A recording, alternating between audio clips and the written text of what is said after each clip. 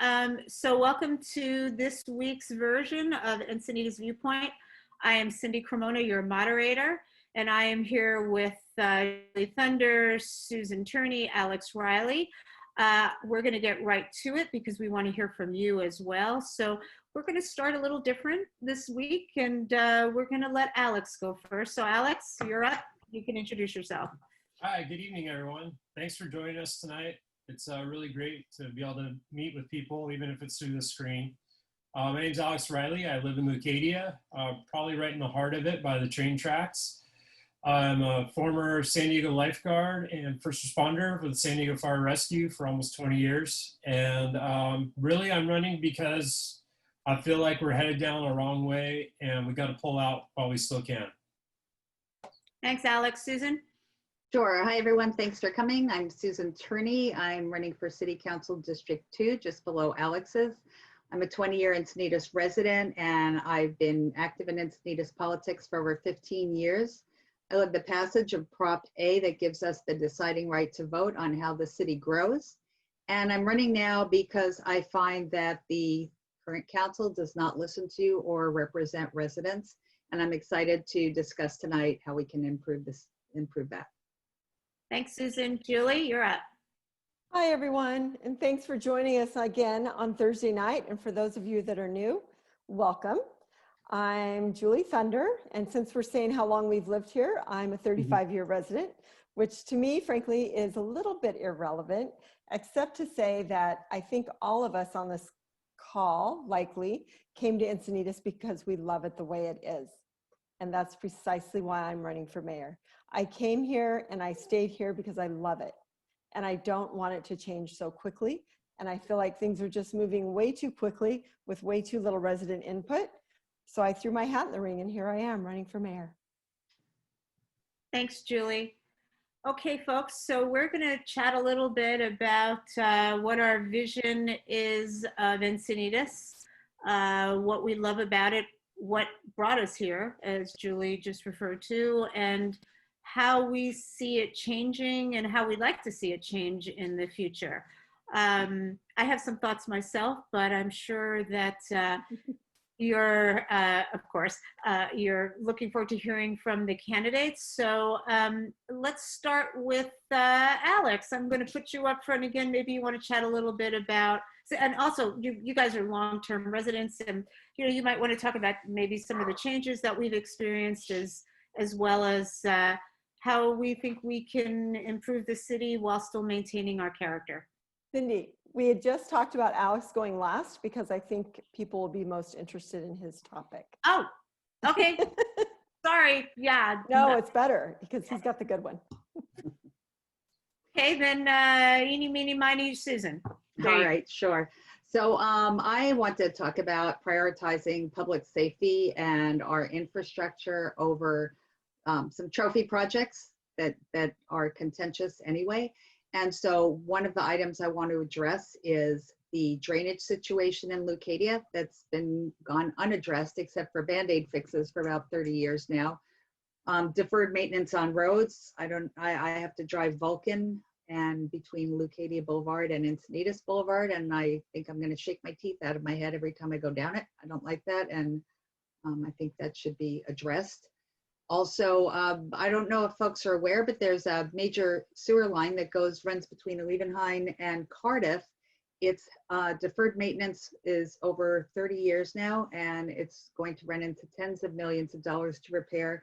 And it's actually sending illegal discharges now into the adjacent lagoon. So I'd really like to address those issues before we get on to things like streetscape.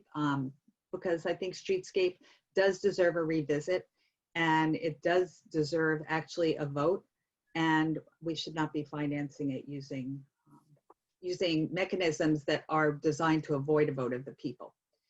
The other thing I think about is transparency with our government, and people find out, I believe people find out too little too late about the big decisions that affect them. And I'm very fond of quoting this Supreme Court justice from way back, Justice Louis Brandeis, and he says, sunshine is the best disinfectant, sunlight is the best disinfectant. And so I would propose a sunshine ordinance that actually would put in place tighter controls about when the city meets behind closed doors in closed session, and when they really should be hearing issues out in the open in a public setting. And so this would actually put a tighter set of rules on Encinitas. A lot of other cities have sunshine ordinances, and that way we just have more reliance council to council. You might think, okay, you've got a council that you like at any given moment, but what about 5 years from now, 10 years from now? And these protections would carry forward. Can I ask you a question? Yes. The pipeline from Olivenhain, by the way, I love the sunshine ordinance. Yeah. And Susan's the one that introduced me to that, and I just think it's awesome. I can't wait to get into that. But the pipeline from Olivenhain to Cardiff, I'm really surprised that you said it's dumping, is it sewage, raw sewage in the lagoon after we just leaking. did that? Yeah. After we just did that massive lagoon cleanup? Yeah, exactly. And so what's happening is the city is actually going to have to engage in taking of land, eminent domaining some of the properties along the sewer line, because the manholes are so degraded, the access, they can't get from one end to the other and follow through from manhole cover to manhole cover. The machinery can't get in there any longer. How did you learn about this? I learned about this from my friend Jerry Sadomka, who spoke about it at a council meeting back in June, and he has been following it. He lives in Cardiff, and he learned about it from a friend in Olivenhain. And so it's something that we're concerned about, because it looks like it's going to cost upward of $30 million to repair. And it's something that should come out in the light of day, have some sunshine on it, and be addressed so that we really have a first-class infrastructure in our city. Especially, how are we going to afford that? I mean, if we're planning to borrow money for streetscape and pull money from wherever for the rest of streetscape, et cetera, where does that, is that going to well, okay, so just to jump in, there are different accounts at the city, obviously, and so there's capital improvement accounts. So I don't have visibility into the budget at this point at that level, and so it's something that we would look into. I would look into definitely once I get in. And I did spend 12 years as a financial analyst at Hewlett Packard, so I know when things move around and how to trace where they went, and not to mix accounts and not to mix purposes of accounts. Yeah, we definitely keep money in accounts for maintenance and deferred maintenance. And I've seen that the city tends to not focus on the things that need to be maintained. For example, the drainage problems in Leucadia. Yeah, it's not, as they say, as sexy. It's not as exciting as, a beautiful lifeguard tower or signage on our roads, or, whatever beautification is in the works. But it really is something that if it fails, it's really and not. Isn't that the fundamental point of a city government? To manage the infrastructure and to keep people safe, right? It comes down to public safety. I mean, we have drainage down the street from us. We've measured Lake Fulviat 15 inches deep of standing water, and we have to call the pump trucks every time. So, folks shouldn't have to live like that. They shouldn't have sandbags as their landscape, part of their landscape design.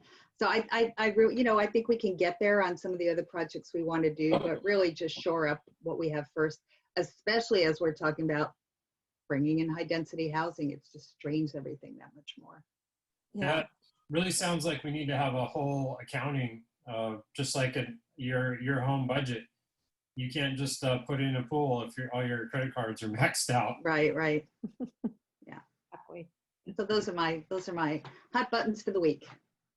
Thanks, I Susan. like those. Yeah, Are you good if I go? Yeah. we're great. So my vision for future Encinitas is a calmer Encinitas, where politics are less divided, residents feel listened to, so they're less angry and volatile. I don't know if everyone else, I know some of you on the call feels this. There's just a really kind of a pitchfork moment in Encinitas right now. I'm mad as hell and I'm not going to take it anymore, of people that are just tired of not being listened to, and they're fed up. So one of my plans, one thing I hope to be part of a 5-person vote. And I hope whatever fellow councilmen I have, which I certainly hope it's these two right here with me, I hope to be able to vote on and to enact a policy where, number one, more residents are notified when a big project is about to take place.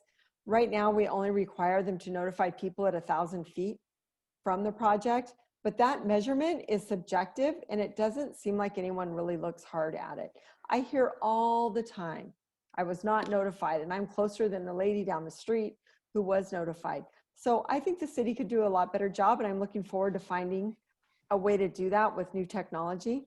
And I'm also looking forward to, as mayor, the mayor sets the agenda. It's actually one of the only things the mayor does different than the city council persons. I'm looking forward to setting an agenda each week that has less controversial items on the consent calendar. So it's very clear, take the consent calendar back to what other cities do, just the mundane week-to-week stuff that is almost always passed. And most of the council is up to date on anyways, because they've been to staff reports, but not things like $500,000 to $1 million projects. I don't think those belong on consent. So I'm looking forward to setting an agenda that is more user-friendly and that allows more resident participation and that doesn't go past 10 o'clock. I don't know if I can ask my fellow council persons to make a rule, but I fall asleep really early, so I'm a little concerned about that. But I think if we have less divisive, let me rephrase that. If there's a divisive issue, I think if we contain the agenda for that council meeting to only that issue, so we can get right into it, I think that way everybody in the room can be heard. And if we can't get through everybody and we've mistakenly not scheduled enough time, then maybe we continue to the next week. We don't have to decide every time when the meeting is on. So Julie, I just want to hop in, and I totally agree, because turning meetings into marathons, I like the fact that you recognize that people wear out. People have jobs to be at the next morning early, or wherever they have to be with their kids. And it's quite frankly, I feel used sometimes to just kind of wear people down. They go home, there are like 2 people left standing at the end of the night. That's not representation. Well, you have to wonder how productive it is. Exactly. And how well you make a decision as the decision maker when it's midnight. Oh, look at Julie Graboy is saying Yeah. something. This is relevant. I don't know how to, could wow. you repeat it? Return Cindy? of the Desert Rose project with a different title and new owners was placed on the consent calendar. This type of thing is wrong. And I'll just hop in again and then I'll stop because it's not my turn. But the No, it's fine. the Planning Commission actually has a little part of their introduction says, consent calendar is for items that are routine in nature only. And I know that some of the staff has been taken to task in the last year or two for putting things on consent that clearly belonged on a regular agenda. And I think the council should adopt that language and abide by it. Yeah, I'm looking forward to that. And I think that'll be another positive thing that our city government, I think people will feel more connected to, and they'll feel more like a participant in if we do that, and if meetings are a little earlier. So that's my little positive thing for the night that I would like to do differently. Alex? Yeah, I'd just like to comment on what you said. Oh, sorry. I think more meetings and shorter meetings is definitely the right thing to do for everyone. And also try to give people more advance notice. And a lot of people, like you said, they don't know until it's too late about certain issues. And, it's occurred to me, we could have a really low-tech solution to that. And we could put in community bulletin boards in high traffic areas around the city, for instance, above beacons, or even at Panikin or the certain trails where people pass all the time. And we can put the notice in there in writing. I mean, we are in the 21st century. I don't know why we don't have a citywide, database and make it really easy for people to get the email notifications or even text. I guess the city has a Facebook page and they're on Nextdoor, but those seem to get buried. I've never seen it. Yeah.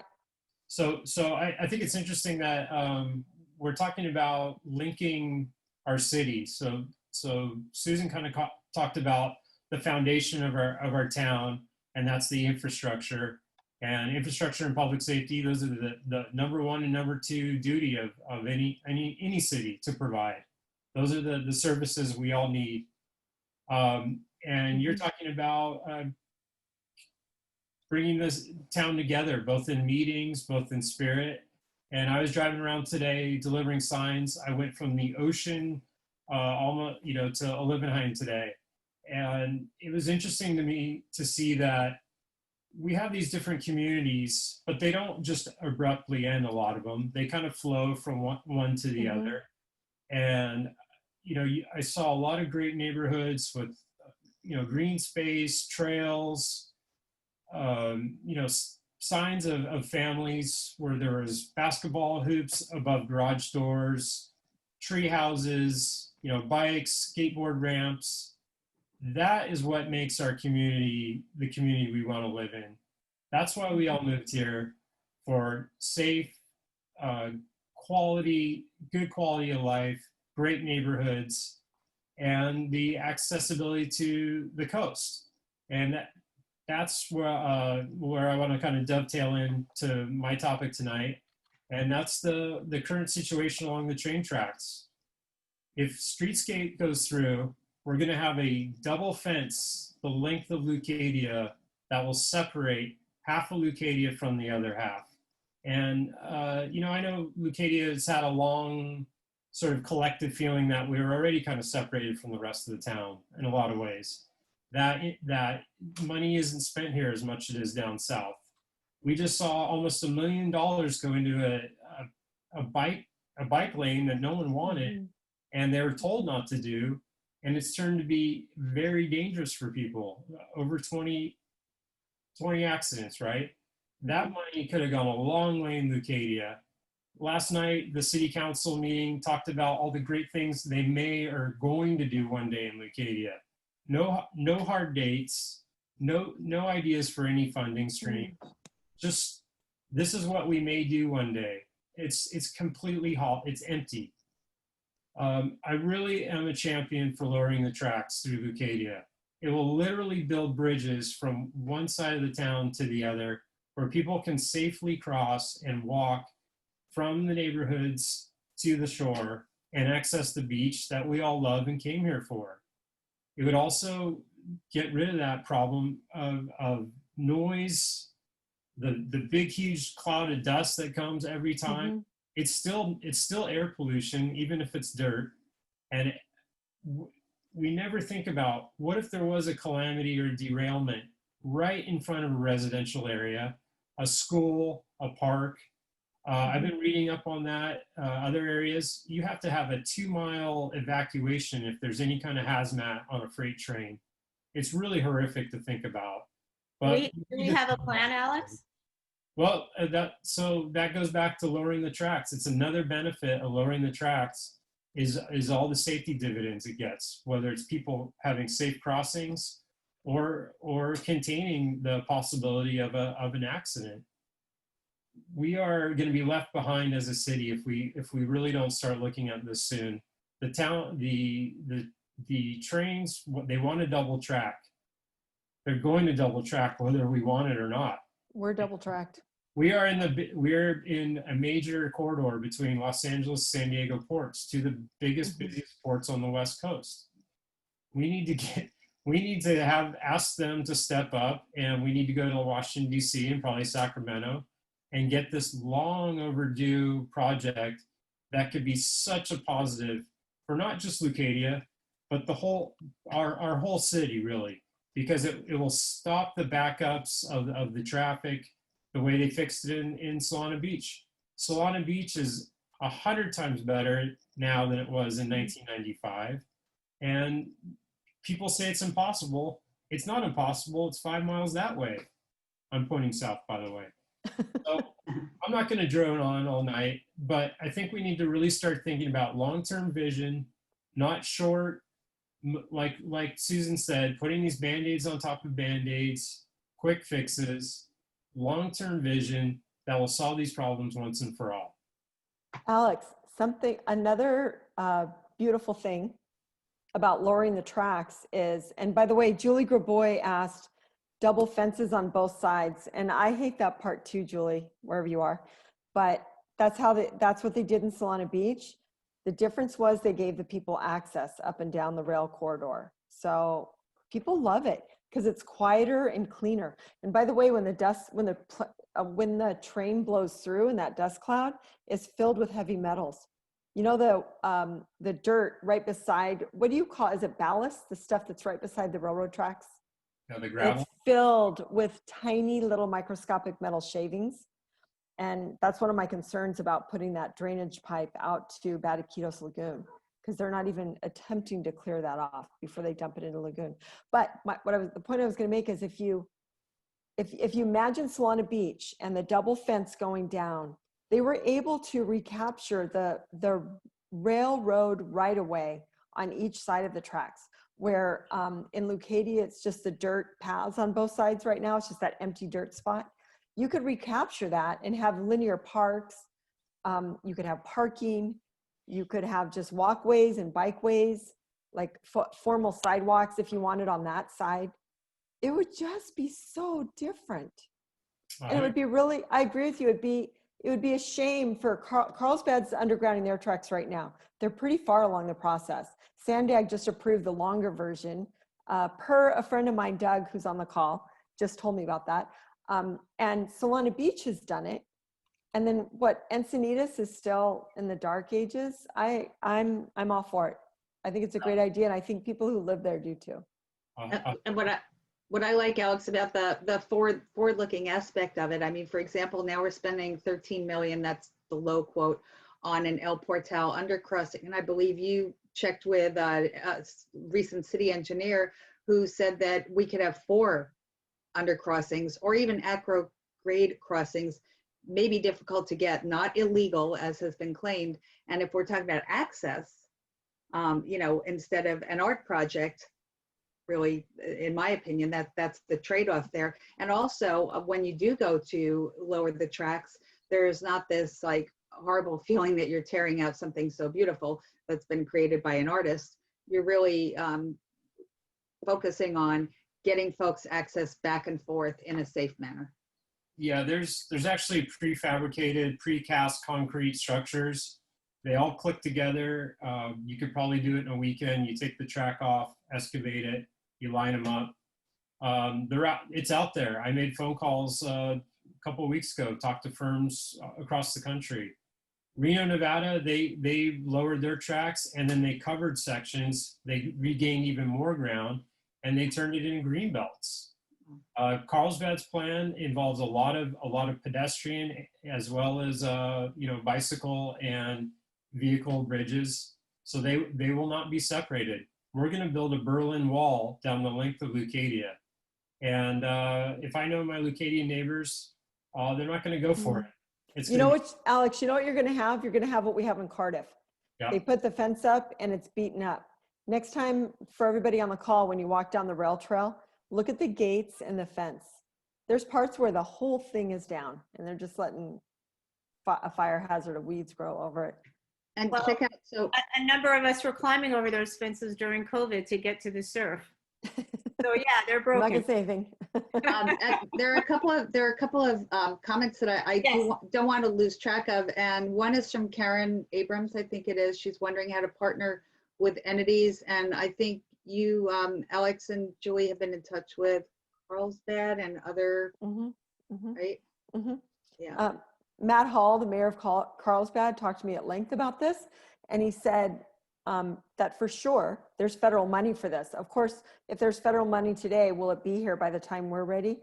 I don't know, but he said you can't know until you have a project ready, and then you go after the money. So, and I don't mean completely ready. There's a level that the feds won't talk to you about money, but the federal government wants this. They want a safer rail corridor. And the railroad companies who pay a fee to run on the tracks want it, because container ships, I don't know if anyone else has seen them, they get held up outside in the water. You'll see them going back and forth because they can't get into San Diego or Chula Vista. I'm sorry, hopefully someone here knows. They can't get in to unload, to load their stuff on the train to get it up to LA. So they want it. Yeah, So- if you go over the Coronado Bridge and you look down, you'll see all the rows of cars. Those are brand new cars coming from overseas, and they have to pay to park them there because they can't get them on the trains and transported as fast as they can. Same with refrigerated, Dole pineapple. It's it would be a boon. It's one of those rare things in life that it's a win-win-win across the board forever. And the fact that it's hasn't come about yet is a little surprising to me. And like I said, that's a lack of vision. It's a lack of looking at what are the second and third and fourth order effects of any of these projects we do. Last night they were talking about reducing the parking along Vulcan to only parallel.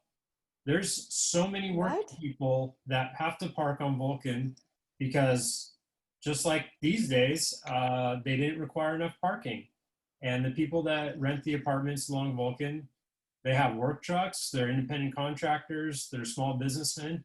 They need their vehicles. So we got to live in the reality, and we can make our own reality, and we can make it really, really good for everyone. But we have to really think it through, and we have to have this. It's not a every 4 years to get elected strategy. We need to have a 20 and 50-year strategy for this town. You know what I just thought of? That is it a nursery? It has a sign "Jesus is Lord" on it at the very north end. Yep. That's going to be high density apartments, right? Yeah. And then right across the way at the Roberto's is going to be high density apartments. So you're adding, and then you have the hotel. So you're adding a lot happening on that north corridor. Yeah. I just think it would be amazing to have a safe crossing that people don't have to walk a mile to get to, and to get them off of that La Costa Avenue loop-de-loo, and to have the safe crossing, to have cleaner air, it's cleaner in the water, and doing so also would fix all the drainage, because they would have to engineer the drainage into the system, because you're going to get down into the water table, but they do that all the time. Yeah, 100%. And it's part of Carlsbad, their famous mineral water. They have a very high water table. It's all baked into the plan. So to say that we're going to be more expensive than Carlsbad, I don't see that at all. I'm sorry. And we should be teaming with Carlsbad also for the economy of scale. We could be sharing the cost of the EIR for the lagoon we both share. And why aren't we? Good question. Let's let that hang there for a second. Why aren't we? Yep. Yeah. Yep. They've been more focused on other things. So and the point. So we're asked again about how will we partner with decision makers. We're unelecteds, so at this point we're picking up the phone. We're calling whoever will answer us. All we can say is the political will is here, and the motivation is here, and I believe the residents of the area will be behind the effort. I hear right now on a number of topics, the political will isn't there. Well, the political will is here. So all I can say is it'll be a strong effort. Oh, I like what John Eldon said. Thank you, John. Fixing the railroad drainage would help reduce bluff erosion at the beach.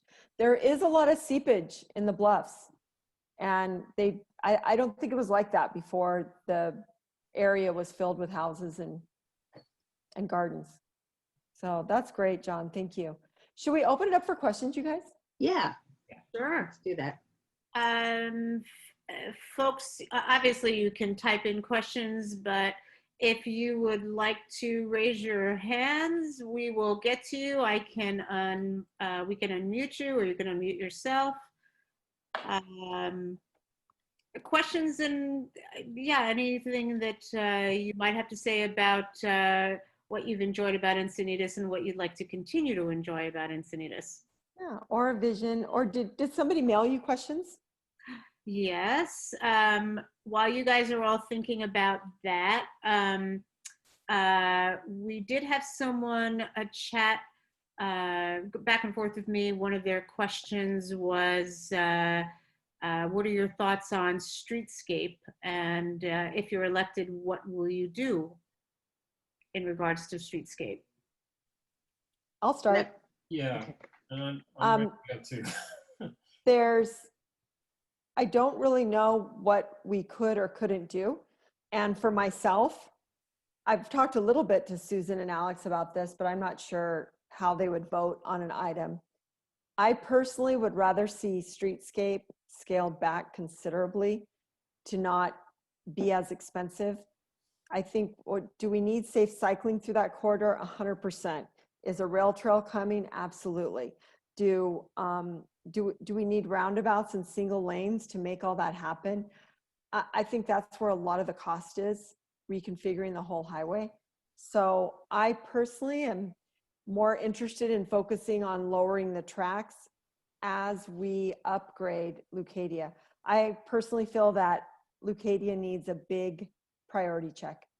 And in my mind, they've bubbled up to the top. I mean, I rode my bike through there and I was shocked at the difference between Leucadia and Cardiff. By the way, I live in Cardiff and we didn't want a lot of the changes. So don't judge us for everything that got done here. They happened kicking and screaming, some of them. But yeah, they need some upgrades. Well, I'm a Leucadia resident. Susan happens to be my district representative, but I know that Alex is also in Leucadia. And I guess my question would be is, how are you going to upgrade us and still keep us funky? That'd be up for people who live in Leucadia. What do you think, Susan and Alex? I don't pretend to know what should happen there. Right, right. Well, so the plans I've seen remind me of, I keep saying this, they remind me of downtown Disney. I don't, I don't think Leucadia is interested in an Orange County look and feel. I feel like it's overkill. I feel like it's more expensive.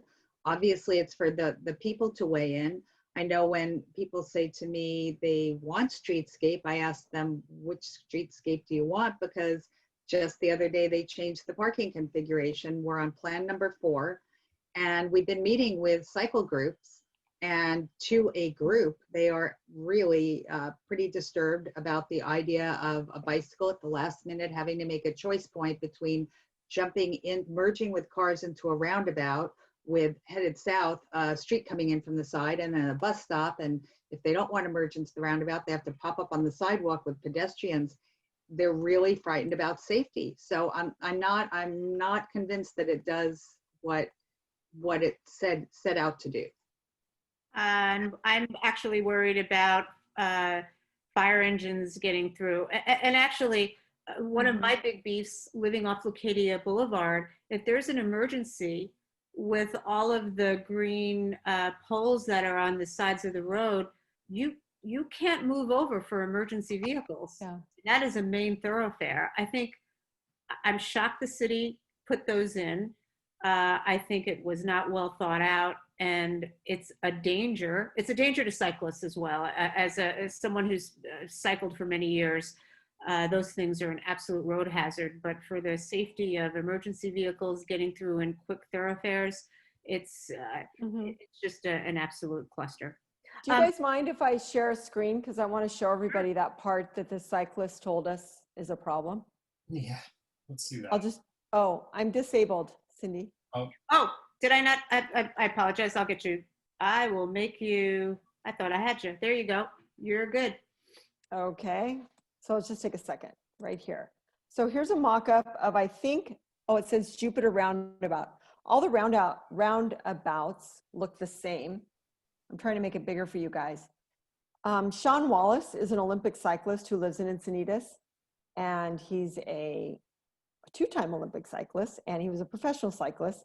And he is one of some people call him vehicular cyclists, but I found out that they don't appreciate that word. Mm-hmm. So we're talking about the cyclists that want to travel with the cars and want to go fast. He said the problem with the roundabouts, they're all four like this, is this little notch right here. So when you're approaching this at 20 or 25 miles an hour, or if you're an inexperienced cyclist and you're over here instead of the rail trail for some reason, you're going to make a quick decision. You're going to think, because look at the Cheryl mark right here. There's massive confusion going to happen right here. Where do you go? Do you merge in with the car onto the Cheryl, or do you go up this little notch and then you're with pedestrians, by the way?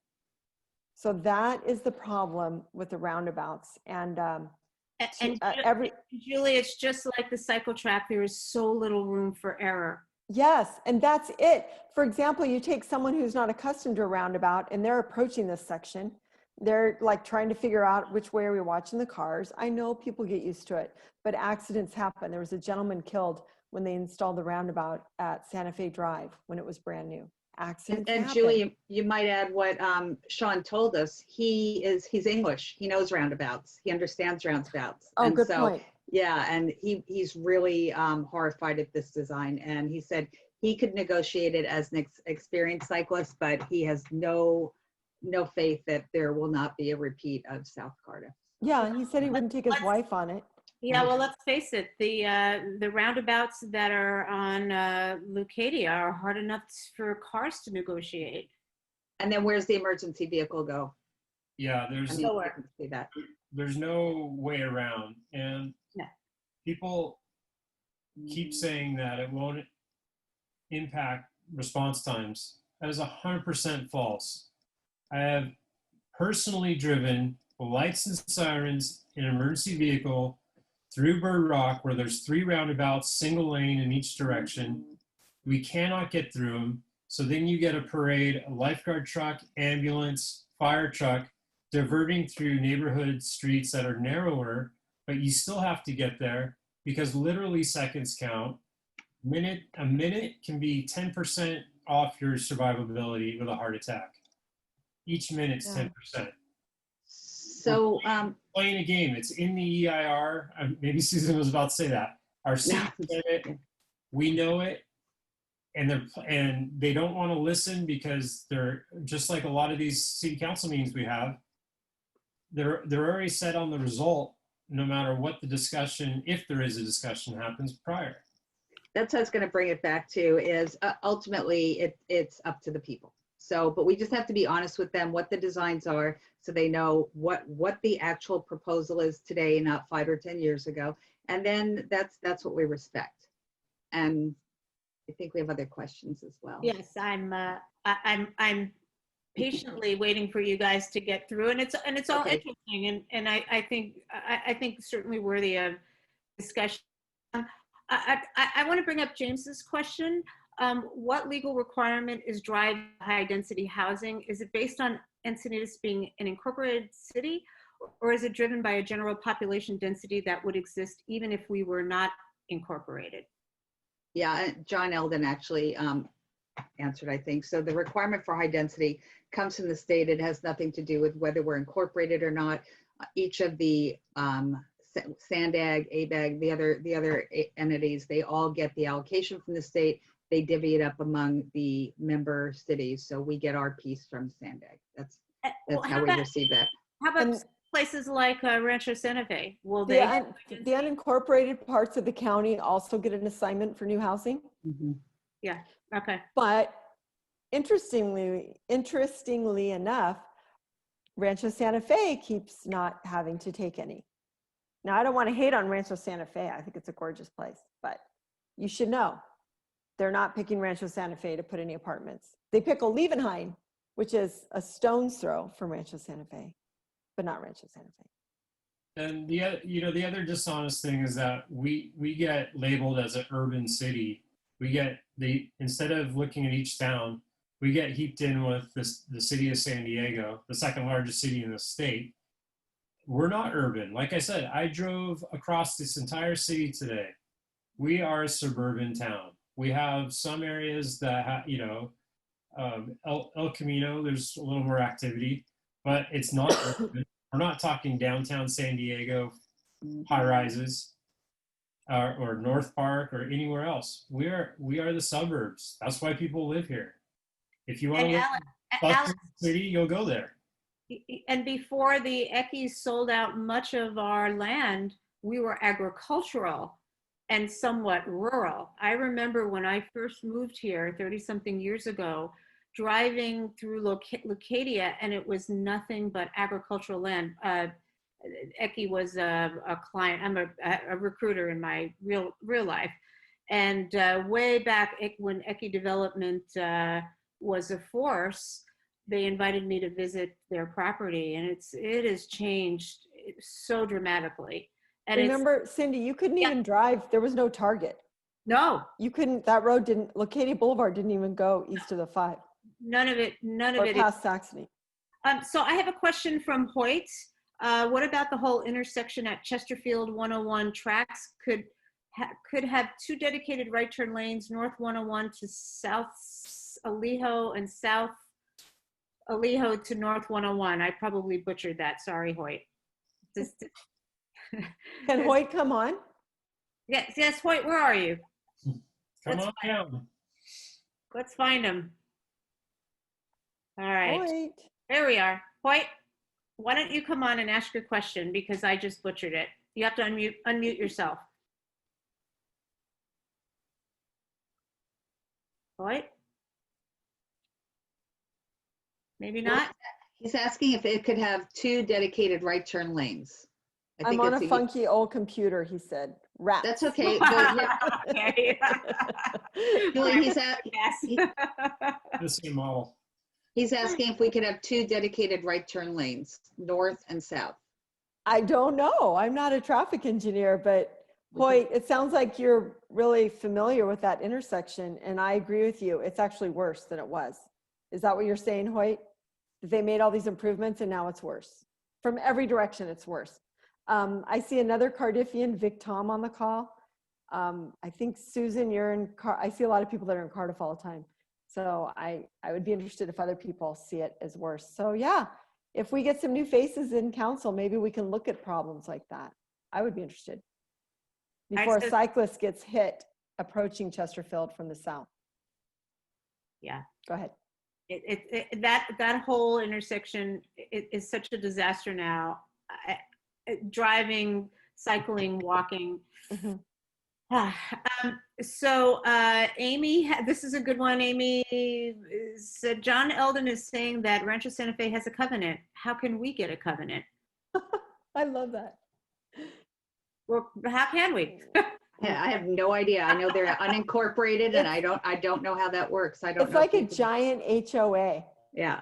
In fact, my own daughter said, I'm not going to do this. we were having a fun brainstorming session with my family. And one of my daughters said, just everybody create a gated community and with an HOA. But I think the state's coming after the HOAs too. I think they're going to have a fight too. I wish we could have a covenant. I think the county just agrees to ignore Rancho Santa Fe. What the high density housing that they have to put in the unincorporated areas, I think they're just finding other areas, probably closer to transit, closer to roads, that make more sense, which by the way means that ours in Olivenheim still makes 0 sense. I might try to get that in 5 more times. Well, Karen's got a lot of questions, so I'm going to hit a hot topic. Homelessness is a multifaceted issue. If elected, what steps would you take to help our homeless population now? And would you vote to approve continuing the safe parking program once you're in office? I don't. So one thing is we have no real metrics. We don't know what's going on in our town with the homeless as it is. We don't know how many truly are here, how many need housing, how many are cars. What is the path after they do get in the parking lot? How many true success stories have there been? I'm not saying there aren't any, but we don't know. So with everything kind of hidden behind the curtain, it's really hard to say. But Encinitas isn't equipped to become the regional hub of finding do the heavy lifting of all homelessness in North County. Alex, you had some real experience in San Diego that I don't think any of us has can speak to. Literally, I've treated the wounds and the injuries of homeless people. I've saved the lives of homeless people. I've had to arrest homeless people. I've dealt with violent drug.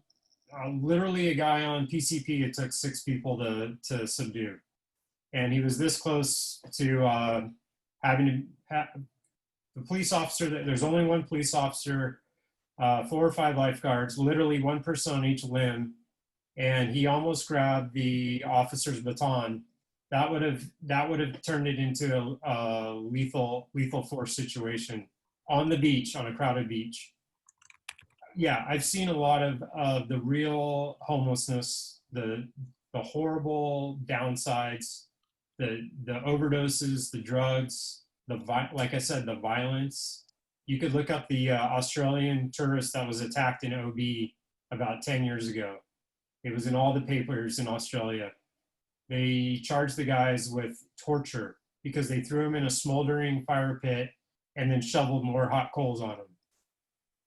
The Ew. person that did that, we've been trying to get off the beach for weeks, and we just couldn't do it. There, so much has been decriminalized in our state, even 10 years ago, that there's significant hurdles. I'm not talking about a person that's down on their luck and homeless. I'm talking about very violent people that move about in the homeless population basically undetected. So we have to be realistic. We can help people, but we also have to know that there really is a dark side to what goes on, and that's just, that's the drugs. Well, also the And the crime. state is not guiding this very well. No. They're So- not. And what cities can we look to for a success? That's what bothered me about the homeless action plan. Is the homeless action plan shows up, the city hired a company, LaSar Development, to create it. But there's no metrics about LaSar. What Right. have they done that works? What city can they point to that the problem has improved? When you read the homeless action plan, it looks like they're trying to grow our homeless industrial complex, not solve the problems that are there. So I'm anxious to get in and learn more about what the data really is, like you said, Alex. And I'm anxious to learn more from other groups like Solutions for Change in Carlsbad. He told us that he was interested, if a city would invite him in, then they come in. And they've done amazing things with homeless individuals, getting them back to work and paying for their own apartment. But he can only help the ones that want to be helped. But when Solutions for Change comes into a city, they actually do go out and speak to the transients that are living on the street to try to get them to come in, try his services, get to know the program. He's had a lot of success. I'm not saying that's the answer for Encinitas. I'm saying I've been talking to a lot of different people that have answers not always the same as what we've been doing. Yes, it seems that our city sometimes functions in a bubble, and not just about homelessness, but how we've reacted to COVID and other issues. And I always think that joining forces with our sister cities might give us a little bit more strength and a little bit more of a solid continuum of how our coastal cities are functioning. Well, and we're not an island. We're on that side is a lagoon with Solana Beach, and on that side is a lagoon with Carlsbad. There's and Del Mar is one more down, and Oceanside is one more up. Let's work with them. For myself, I fashion like a North Coastal Coalition where we're coordinating things like that. I mean, why would Encinitas of 63,000 people pay to have social services on board, with our city, and bringing that into our pension system, and a staff comes with someone in social services? I'm not anti-doing it. I'm just saying that is a big budget item, and that's something that needs to be looked at carefully. And the homeless action plan that they just had done only looks at one way of doing it, and it's the way all of the other big cities you've been hearing about have been doing it. And I don't see any success there. And I'm just going to hop in and just add back up or add to what Alex said. You can't change what you can't measure. I mean, that's an accepted maxim for really anything you want to fix. So Karen, I can't change what I can't measure. I want to find out. Apparently the point in time count is down. So I'm curious about that. If we're needing more services, but the count is down, what's the discrepancy there? I did watch the action plan presentation, and I saw a lot of open questions and ideas considered, but no solid solutions there yet either. I think it just bears investigation. And for example, with the Saxony parking lot, I would like regular reporting so we can understand how successful they're being. But this council decided not to require any reporting after they promised the neighbors that they would. So we need visibility, and then we can really think about ways to act. And real quick on that group out of Carlsbad, they actually have an organic garden where folks who want to further their lives and get off the streets, they give them housing. They get up and work every day, and they go to work in an organic garden. A lot of pride in their work. They service the local restaurants, and we went out there. We met with people. It was amazing. So there's a lot out there. We just have to get our arms around it and figure out what combination works best for Encinitas. I'm going to change gears because we're getting pretty close to wrapping up. So Dave has a question about how do you all feel about the way a new city manager hire was handled? Oh, I don't know anything about how it was handled. It looked like they went through a process that seemed normal to me. I feel strongly that our city needs a strong city manager. And the gal that they hired, she might be great, and I can't wait to meet her, but she's never been a city manager before. And I think the politics in our city and the way our staff is managed have skewed a little bit towards a city of San Diego style governance. And I'd like to see it come back to a normal small city, which is a weak mayor form of government, where the city manager is the strong one. They have the experience, they come in, they manage the staff has continuity with that.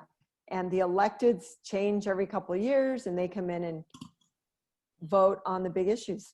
It's a lot simpler and cleaner that way. That's why most cities keep it that way. Thanks, Julie. I'm going to start wrapping up, but there's a couple of things that I'd like to cover. So next week will be dark because some of our candidates have a forum. And I know that there's a lot of information on where those forums can be seen. I don't think they're live. If the candidates who are doing forums want to speak up on that, you can. Sure. So the one for Alex and me, it's a week from tonight. It's pre-recorded. So it's just the four of us with the League of Women Voters and the L101, and then the recording of it will be released within a few days after. And each of them are being run differently. So I'm sure we can post. You'll see schedules posted many places. Yeah, and I'll post it on our Encinitas Viewpoint Facebook page. Please visit and join if you'd like. We also have a YouTube page where all of our prior meetings are posted. This one will be posted in a couple of days as well. I want to thank the candidates so much for their time again, and all of you, our visitors, for taking the time and sharing ideas. Our candidates are really working at a grassroots level, and it takes money to build a campaign. Don't hesitate to help out. They can use all of the resources they can. And they're also available to be reached by their websites for meet and greets. You can email me if you have any questions as well. And again, we really appreciate your time. We'll be back on October 1st and hope to see you there. And I'll be posting our topic subject shortly. Great. Thank you, everybody. We'll see you again next time. Thank you. Good night. Take care.